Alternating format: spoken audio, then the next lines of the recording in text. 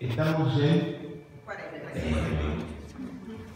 Y en ese mes de Cuaresma nos hemos propuesto hacer muchas cosas para vivir Cuaresma. Oraciones que nos llegan para vivirla. Los miércoles nos juntamos a las 6:30 de la mañana para hacer esa oración todos juntos.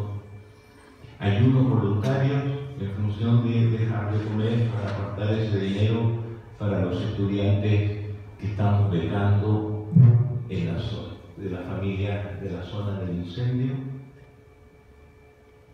Y otro ejercicio más que queremos incorporar a partir de la meditación de hoy. Y quiero partir con un cuento. El oso que no era oso. El oso invernó en su cueva largo y profundo. Y cuando despertó, se dio cuenta que sobre su cueva estaban construyendo una fábrica. Lo pilló el capataz y le dijo, ¿conocen este cuento?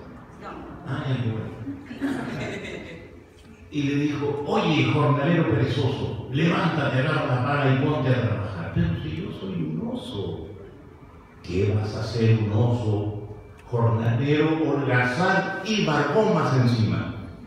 Ponte a trabajar. Pero si yo soy un oso. Lo agarra y lo lleva al capataz, y el capataz le dice, mira, este jornalero holgazán lo pilla durmiendo y cree que es oso y no se pone a trabajar. Llévalo al médico. El médico supuestamente lo oculta, lo escucha, le pone esto. Sí, este tipo es tan fuerte como un oso, pero es un holgazán, póngalo a trabajar. Pero si yo soy un oso, ven para acá, y lo llevaron al circo, y en el circo vieron a los osos haciendo malabarismo y le preguntaron al oso, oiga oso, este que está al lado mío, ¿es un oso? No, si fuera un oso estaría con nosotros entreteniéndolos a ustedes. Pero yo soy un oso. Y lo llevan al zoológico. Y detrás de la jaula le preguntan a los osos, oiga, oso, este que está aquí conmigo, ¿es un oso? No, si fuera un oso estaría enjaulado con nosotros. Ese no es un oso. Viste, jornalero, holgazán y barbón, ponte a trabajar. Pero si yo soy un oso. Finalmente le pusieron el overol, agarró la pala y su herramienta y se envolvió en el enjambre de la fábrica a trabajar.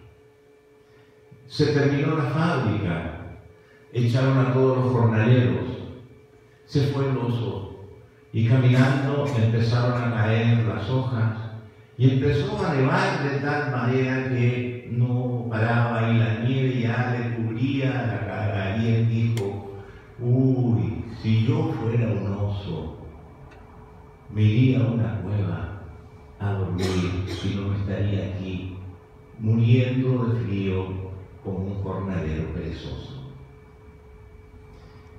Pero fue tanta la crisis, fue tanto el dolor, fue tanto el frío que desde el fondo de sí se movilizó ya moribundo, llegó a una cueva y se quedó dormido. Yo cuento esta historia en una jornada que estamos haciendo con el Ministerio de Salud para humanizar el trato hospitalario, para hacerles ver a los funcionarios de la salud que frente a ellos no tienen a un enfermo, tienen a una persona, pero que tanto la tratan de enferma que terminan enfermándola más. Aquí hay una gran diferencia que quiero establecerles y quiero dejarles patente hoy. Oír no es lo mismo que escuchar. Y el texto que tenemos en la liturgia de Cuaresma hoy es la epifanía de la escucha. Otras versiones señalan que cuando Jesús subió al monte con estos discípulos y viene esta transfiguración, que quiere decir un momento especial donde ven su gloria, su valor, su identidad y su peso, la voz que reafirma que Él es el Hijo de Dios también dice, a Él escuchar.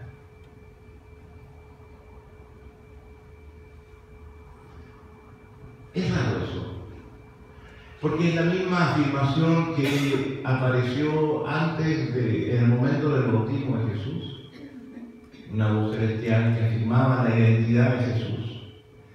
Pero esa identidad de Jesús inmediatamente entra en crisis cuando en el desierto es sometido a grandes tentaciones.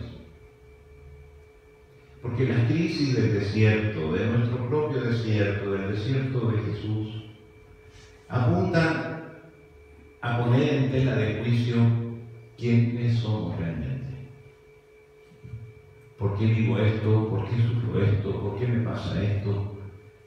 ¿Qué debo hacer en realidad frente a una situación media desértica? Todo eso tiene un solo centro de conflicto. Conflictúa nuestra identidad. ¿Quiénes somos? Y desde ese desierto de Jesús, donde supera su crisis de tentación y afirma su identidad no la afirma como un privilegio, sino que la afirma como una vocación. Ser hijo de Dios es una vocación, no un privilegio. Y esa vocación da el privilegio, un llamado, un hacer, un ser, un vivir de determinada manera. Entonces llega a esta otra etapa final de su peregrinaje, hablándoles a sus discípulos, formando discípulos, señalándoles su propuesta innovadora, progresista, revolucionaria. Y ya les anuncia antes de llevarlos al monte que la cosa se va a poner difícil, muy difícil, tan difícil que inicia el camino hacia la crucifixión, hacia la muerte. Pedro, como cualquiera de nosotros, dice: ¿cómo se te ocurre? Y se le ocurre ir a Jerusalén. O sea, no, que por favor, apártate de mí. Tú me recuerdas las tentaciones que tuve en el desierto para no ser, y desviar el camino por la vida más fácil. Entonces, en este contexto vuelve a aparecer el mismo dicho y reafirmando aquella identidad. Pero aparece esta invitación de a él escuchar. ¿Pero cómo? ¿Es que no lo han escuchado?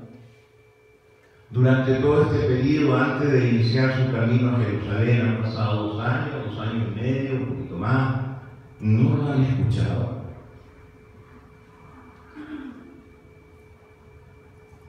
¿Por qué se reafirma su identidad en un momento de crisis, en un momento de profunda dificultad, donde más desearíamos salir arrancando?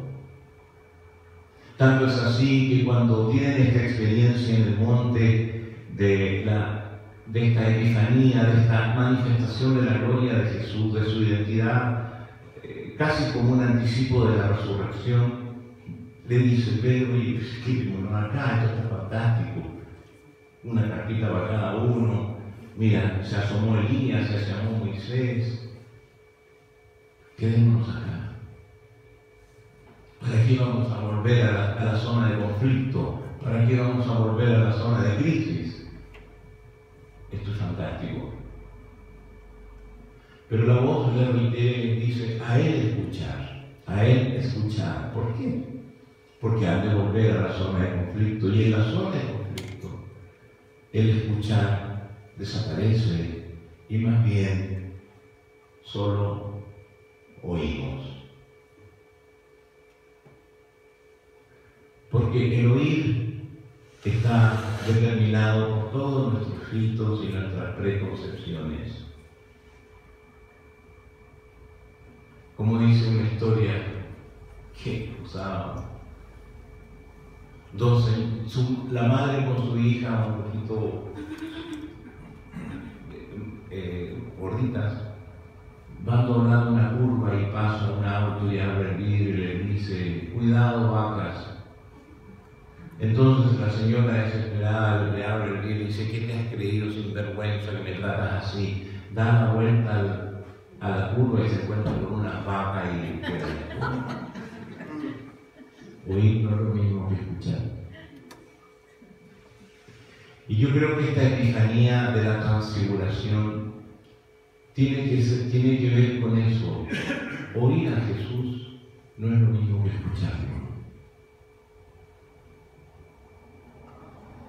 Primero, esto acontece tan maravilloso, esta manifestación de la identidad y el peso y la gloria de Jesús acontece en un lugar remoto, una montaña, con 3 amigos, solo 3, ni siquiera los 12, solo 3.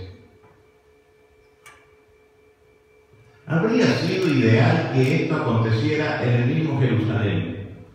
Habría sido ideal que esto aconteciera en la plaza central de Jerusalén, al lado del templo, al lado de los sacerdotes, de toda la élite del poder de Jerusalén. Y ahí, delante de todos ellos, se transfigurara. Se acabó el cuento, se acabó la historia.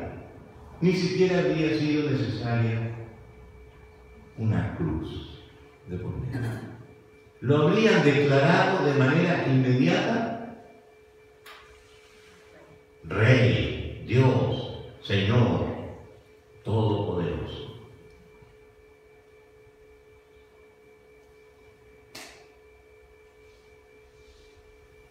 Que, sin embargo, esto que habría sido ideal hacerlo en ese escenario, acontece en este lugar, que no solo acontece en un lugar remoto, sino que incluso tiene la indicación de Jesús de que, Piolita, no digan nada, calladito, volvamos al valle.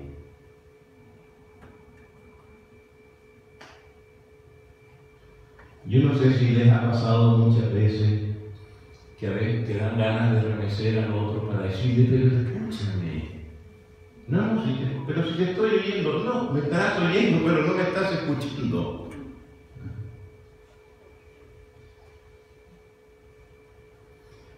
Hoy recordamos 21 años de la partida de Mr. Pugh, compañero del Gurú, y de varios colegas que están acá, que todos los años vienen.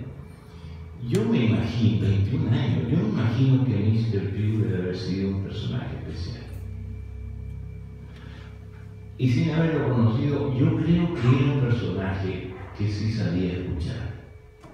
Porque aquellos que sí saben escuchar no se olvidan fácilmente.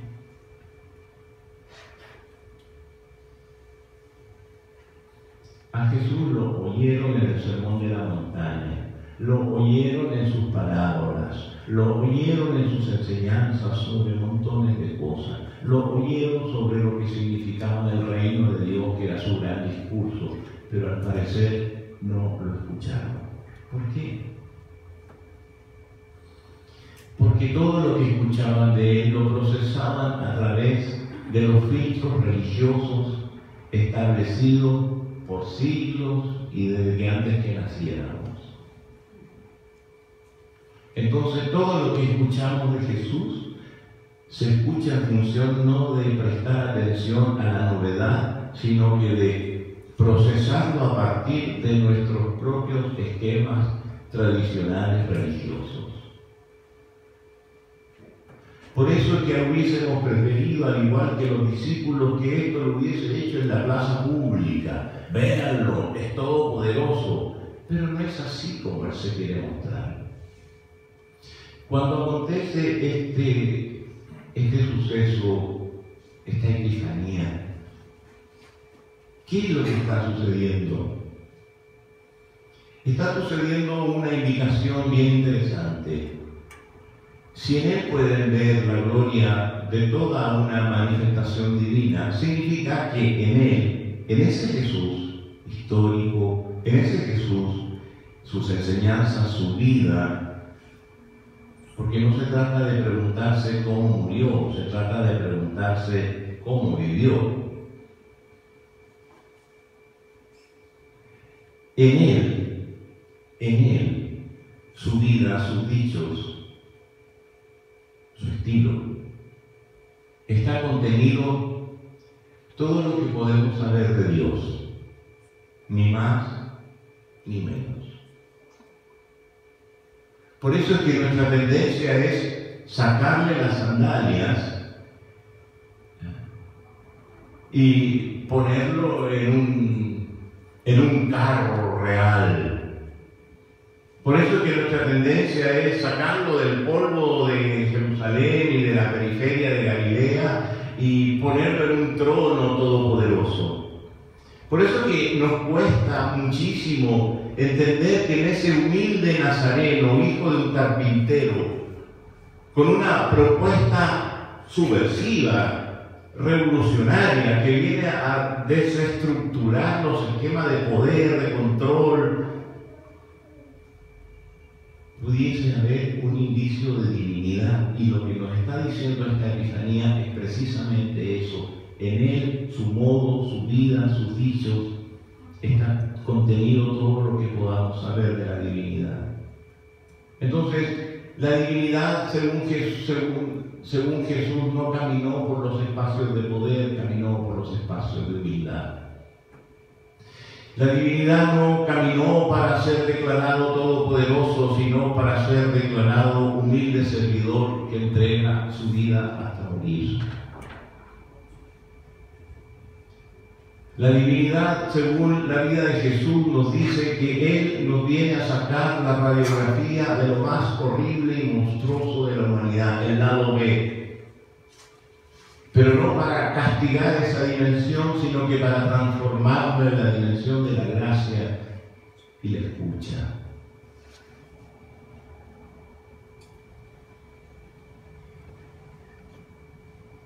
La divinidad, según Jesús, nos viene a decir que la vocación, aquello que decidimos hacer y ser en nuestra vida, es lo que determina la centralidad de nuestra identidad. Y ser hijos de Dios, al igual que Jesús, no es un galardón, no es una piocha, no es un diploma, no es un privilegio para andar en business.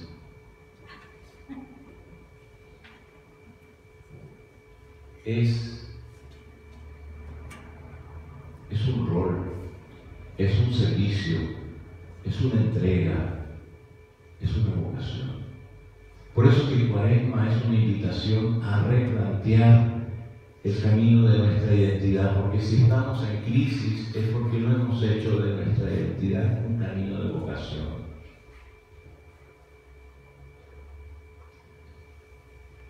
A Jesús no hay que oírlo, hay que escucharlo. Es tan atroz eso. Me he topado más de una vez en mi otro trabajo de gente que argumenta de que al César lo que es del César y a Dios lo que es de Dios. Lo dijo Jesús. Sí, lo dijo Jesús, pero estás oyendo, no estás escuchando. Porque con esa expresión quieren decir, el César hace lo que quiere, tiene su espacio, Dios tiene su espacio por acá y él decide en este espacio. Nada que ver con lo que ha dicho Jesús, pero nada que ver. Y así podríamos ir sumando uno tras otro de dichos o frases de Jesús que dicen relación con otras cosas muy distintas a lo que estamos procesando. ¿Hay en la vista del Padre Nuestro un pliego de petitorios a partir de nuestro propio ombligo? No, pero si lo dice 10 veces a lo mejor sí podría funcionar. No, 100 veces no va a funcionar. Porque el Padre Nuestro está precisamente centrado en la vocación de Dios, en la vocación del Hijo y en la invitación a sumarnos a esa vocación. Venga tu reino, hágase tu voluntad. No es mi pan, es el pan de todos. Entonces mi trabajo no es en función de que yo tenga pan, sino que en función de que todos tengan ese pan. Y mientras exista pobre, yo sigo rogando y actuando para que ese pan también esté en esa mesa. De lo único que echa en un terreno ya más personal es líbranos del mal. A Dios en Jesús se le ha oído, pero no se le ha escuchado. Cuaresma, que sea un ejercicio para nosotros para poder ejercitar el músculo más atrofiado que tenemos. Claro, algún médico me dirá, eso no es músculo, es cartílago. pero traten de moverlo. Hagan ese loco ejercicio en la mañana, traten de mover las orejas. Traten de moverlas. Ojalá se inclinen, ¿no? Se inclinen ante la voz del otro que me reclama, que me dice su nombre, que me dice quién es, y sigo sin nombrarlo. Tenemos muchos músculos atrofiados por desuso. Yo creo que el más atrofiado es el de las orejas, porque oímos según la conveniencia y nuestros propios esquemas ideológicos y religiosos. Y cuando lo hacemos así, nos perdemos la epifanía de Dios en Jesucristo. Nos perdemos el auténtico y verdadero mensaje por donde nos quiere llevar el Evangelio y lo transformamos en un beneficio más para nuestras propias causas. Cuaresma es un tiempo para vivir la epifanía de la escucha, en la oración, en el estar atento. No hay mayor manifestación divina como muchas otras. Cuando uno, al igual que Dios, se inclina a escucharnos. ¿Cuántos de ustedes se han inclinado a escuchar? No, que a mí tú no inclina la cabeza, sí te escucho. No inclinarse. Porque hay que hacer muchos ejercicios para desestructurar los filtros del oír y abrir los oídos de manera genuina para que el otro diga su voz y su voz sea oída y atendida. Y eso principalmente nos pasa con la versión divina que tenemos de Dios en Jesucristo.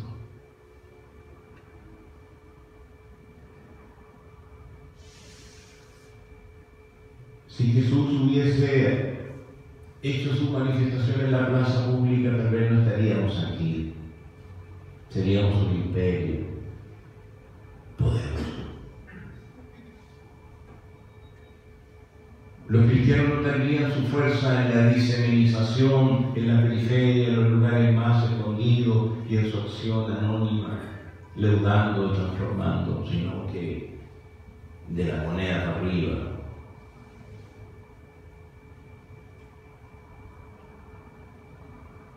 La transformación del mundo y de nuestra propia vida no viene por una cruzada, viene por una escucha, una auténtica escucha de aquel que es la versión más genuina que podamos tener de la divinidad, que al escucharlo vamos a observar que es muy distinta a los esquemas tradicionales que tenemos.